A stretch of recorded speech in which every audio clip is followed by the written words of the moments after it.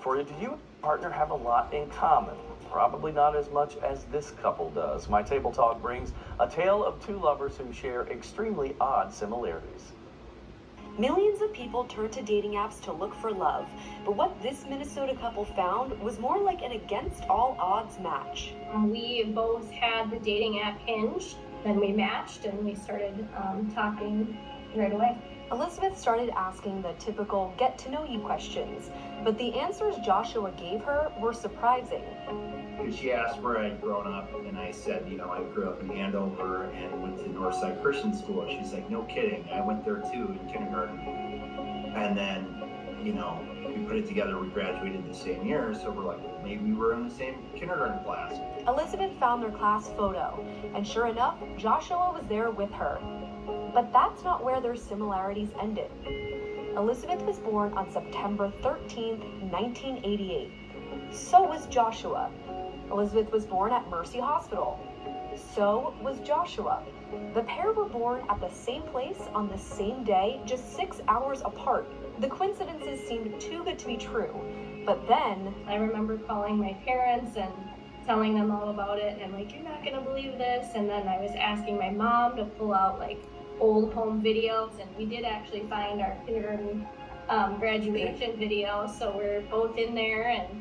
And the crazy part is, her mom zoomed in on me. Yeah.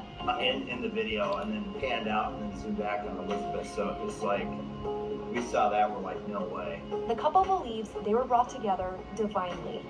We believe it was God, and just all of our similarities, just how we're aligned with everything, in spite of the fact we could have had all these similarities, but been complete polar opposites, and that's not the case at all. So I feel like it was just a perfect match, and yeah, I think it was divine for sure. Just 5 months after they matched, Elizabeth and Joshua decided to tie the knot on September 13th, their 35th birthday.